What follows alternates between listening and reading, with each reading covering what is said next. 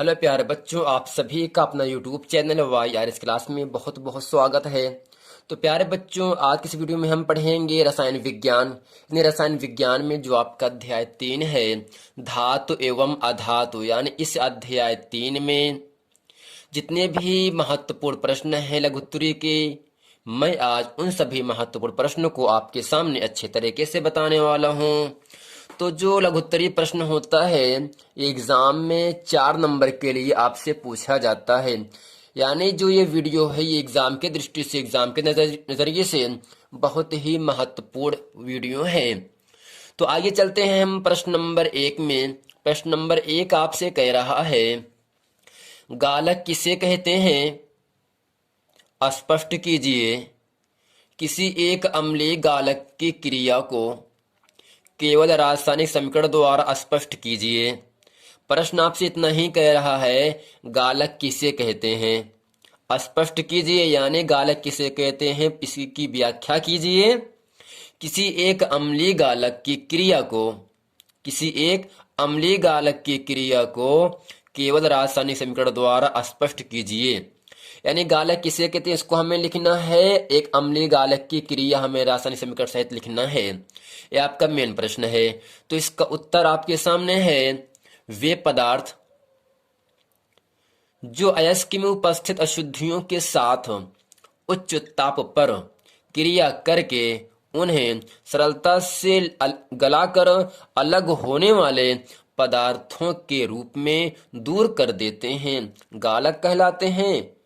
सरलता से गलकर अलग होने वाले पदार्थों को धातुमल कहते हैं।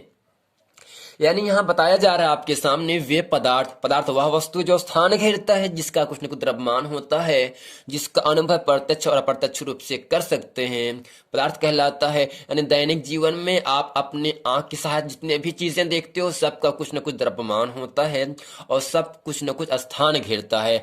अगर द्रव्यमान है, स्थान घेर रहा है, तो सभी चीजें क्या हैं? पदार्थ हैं।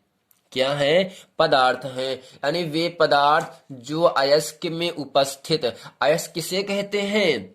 वह खनिज पदार्थ जिससे धातु का निष्कर्षण सरलता से कम खर्चे में एवं अधिक मात्रा में होता है, उसे अयस्क कहते हैं। यानी वे पदार्थ जो अयस्क में उपस्थित, उपस्थित का मतलब होता है मौजूद, अशुद्धियां मतलब जो मिलावट है, ठीक। यानी वे पदार्थ जो अयस्क में उपस्थित अशुद्धियों के साथ उच्च ताप पर, ताप क्या रहे? ज्यादा रहे, उच्च रहे, उच्च ताप पर क्रिया करके उन्हें सरलता से यानी आसानी से गलाकर अलग होने वाले पदार्थों के रूप में दूर कर देते हैं।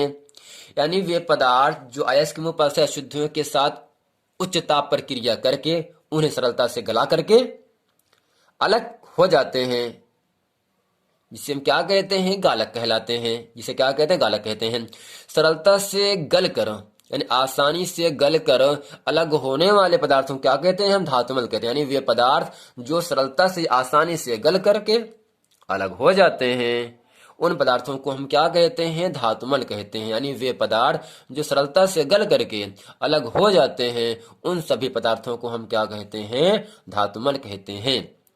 तो इसमें कह रहा है, अम्लीय गालक की क्रिया को केवल रासायनिक समीकरण द्वारा स्पष्ट कीजिए। तो हेडिंग करके लिखेंगे, हम काली पेन से हेडिंग करेंगे, अम्लीय गालक की रासायनिक क्रिया। क्या करेंगे? काली पेन से अम्लीय गालक की रासायनिक क्रिया। इसमें लिखेंगे, सिलिकॉन डाइऑक्साइड अम्लीय गालक है। यानी सिलिकॉन डाइऑक्साइड क्या है? का आपका अम्लीय गालक है। तो इसकी जो रासायनिक क्रिया है वो आपके सामने इस प्रकार से बताया जा रहा है। SiO2 एक क्या है? एक आपका अम्लीय गालक है। जो SiO2 है, एक आपका अम्लीय गालक है। इसकी क्रिया फेरस ऑक्साइड, जिसका सूत्र होता है FeO, ये आपका क्षारीय अशुद्धि है। यानी अम्लीय गालक की क्रिया क्षारीय अशुद्धि अर्थात फेरस ऑक्साइड के साथ कराने पर FeSiO3 प्राप्त होता है, जिसे हम कहते हैं आयरन सिलिकेट अर्थात धातुमल भी कहते हैं। यानी जब अम्लीय गालक SiO2 और क्षारीय अशुद्धि अर्थात फेरस ऑक्साइड अर्थात FeO दोनों की क्रिया हम कराते हैं, तो FeSiO3 बनता है। इसे हम क्या कहते हैं? आयरन सिलिकेट अर्थात धातुमल भी कहते हैं। तो प्यारे बच्चों, उम्मीद करते प्रश्न नंबर 1 आप अच्छे तरीके से समझ गए होंगे। अगर एग्जाम में आएगा तो आपको कोई प्रॉब्लम होगी नहीं, आप अच्छे तरीके से कर सकते हो जिस प्रकार से हम लिखे हैं। आइए चलते हैं आपको लेकर प्रश्न नंबर 2 में। प्रश्न नंबर 2 जो एग्जाम के नजरिए से बहुत ही महत्वपूर्ण प्रश्न है, ये भी एग्जाम में हर साल पूछे जाते हैं। प्रश्न नंबर 2 आपके सामने कह रहा है, निस्तापन तथा भर्जन में क्या अंतर है?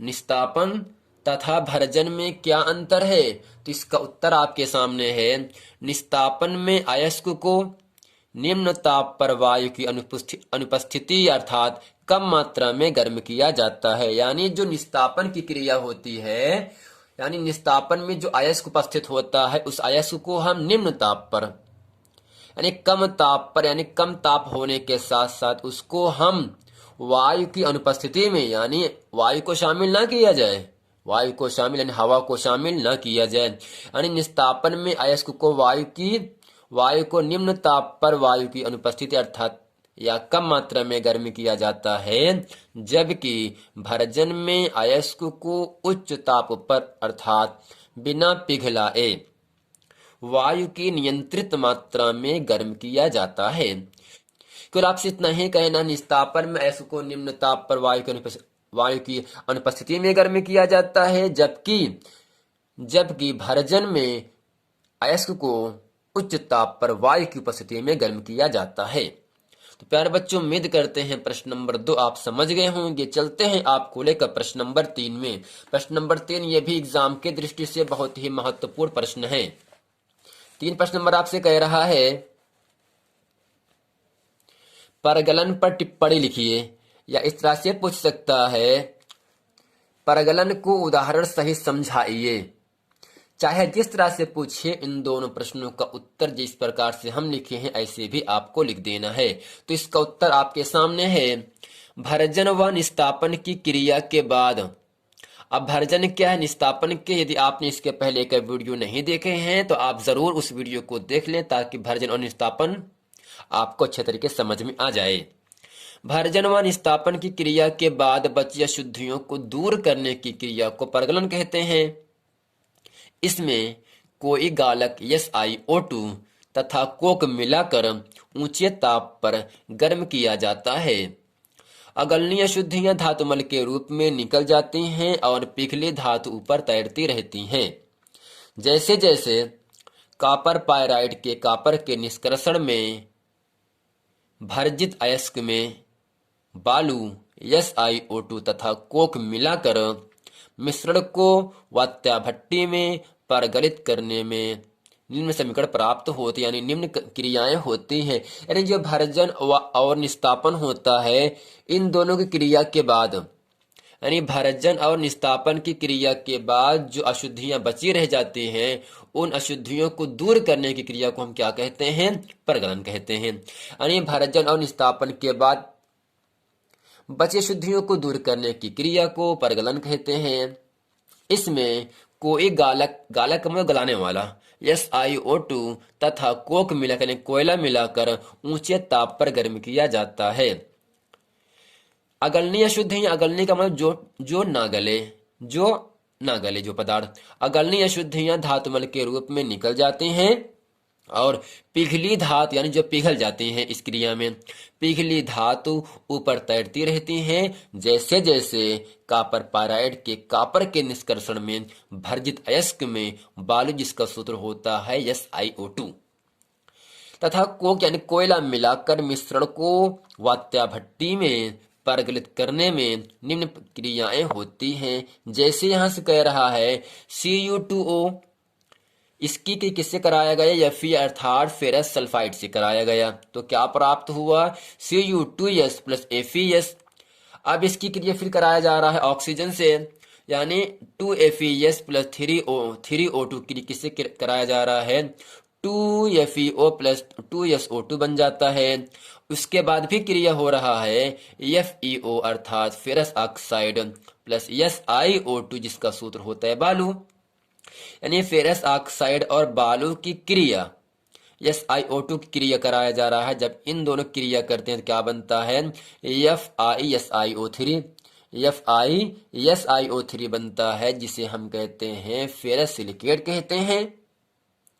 फेरस सिलिकेट को हम धातुमल भी कहते हैं, क्योंकि यह तली पर क्या होता है, अशुद्धियां जो होती हैं वो बैठ जाती हैं।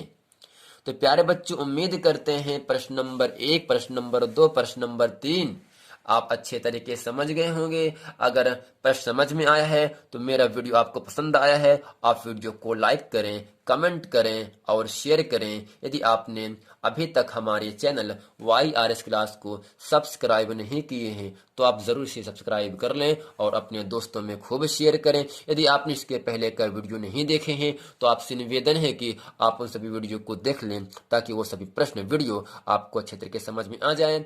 मिलते हैं अगले वीडियो में, तब तक के लिए थैंक यू।